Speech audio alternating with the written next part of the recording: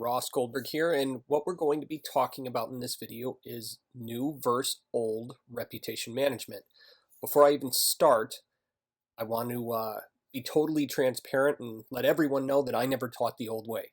It's just the way that most reputation management service providers provided the service. And to be honest, it worked. It worked for a long time, but it doesn't work anymore. So let's dive right in and talk about the different things that reputation management companies should have let go of, and most of them haven't.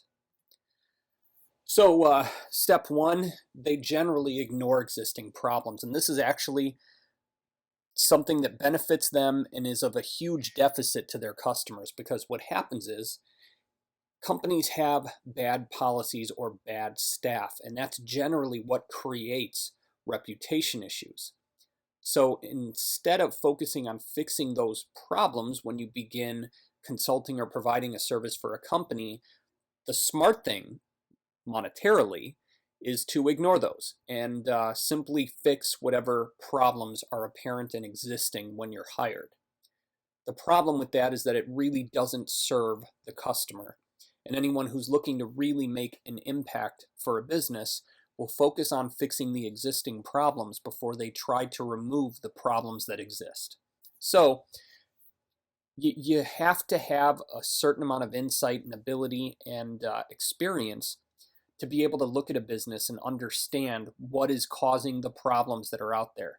To do that, it's generally as simple as looking at the complaints that exist and addressing those and looking to fix them. So step one is generally they will go out and mass create Web 2.0 accounts.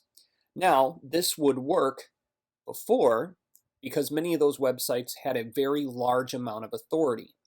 When you're optimizing content for something that's very rarely searched, like a name or the name of a business that isn't a competitive keyword term, many of these accounts, even with very little data, detail, or important anything attached to them, would automatically rank, and at times they would even outrank things like complaints. That doesn't work anymore, and I'll talk more about that when I get into the new way. Posting fake reviews. This is probably the scariest thing that many reputation management companies do because it's incredibly illegal. It puts any business at gigantic risk because if someone complains to the Federal Trade Commission, you're looking at $250,000 in fines or more. Now, even if you personally didn't post these fake reviews, if someone you hired posted them on your behalf, you are ultimately responsible. So, huge problem. Even better, most people are aware that fake reviews exist, so you're also doing a disservice to your potential audience. If someone goes and looks and sees a bunch of 4-word positive reviews where someone just says, "Oh, they're great, they were wonderful," that's lame. That's not what people do when they leave a positive review, and it's pretty obvious. So it's going to do a company zero service if there are a bunch of fake reviews. Splog creation or spam blog creation. So this happens on two fronts. One would be targeting a person's name or a business name. And then the worst version is when they're targeting words with things like scam, ripoff, that sort of stuff associated with it. So namescam.com, nameripoff.com, and then they move right to the next piece and post a bunch of garbage spun content all over the place. Google's algorithms have gotten more advanced, obviously, over the last couple of years. And there are major spam penalties associated with this sort of practice. It doesn't work. It also draws attention to the negative statement. So namescam.com, if that's coming up as a Google suggestion, the only way to replace that is to give the public a better term to look for. So if you want your name associated with what your business does, you would post content with your name, and that keyword phrase is the highlight. However, it would be a mistake to buy the domain. Google does not give the same boost that it used to for exact match domain names. You have to have good, unique, relevant content on a website like that to get rankings for a keyword term that you're targeting. So garbage spun content, that doesn't work anymore. So last but not least, and we kind of touched on this already, they wait for more complaints to come and then charge more money to fix it. That's their business. They know by ignoring the existing problems in a company that they're just going to happen again. So they don't try to protect a business. They try to fix the problem, and then when the problem comes back again, they're there to get paid to fix it again. To me, that's bad business and not how I function. So the new way, this is much of this is not what I've ever taught before, but the key is to find the existing problems and fix them. If there are customer service issues, you create new systems that help to ensure that the old problems don't come back to bite you in the behind later. One of the ways we do that is through what I call review control system, and I'll touch on that in a moment. So create targeted accounts. And this is very different from creating random Web 2.0 stuff because it's a completely different process. However, you do create accounts. The next step is what most of those companies skip or miss, which is you have to build real legitimate authority to it. So to create an account on Quora.com, which happens to generally rank insanely well for someone's name, you still need to go in and answer some targeted questions to be able to get the account to rank well. If you don't know what Quora is, you can go and do a Google search. It's a question and answer website similar to Yahoo Answers. But if you just create an account and don't do anything with it, don't have any interaction with the site itself, it's not going to rank for anything. There are numerous websites like this, but the kicker, is that they vary by market.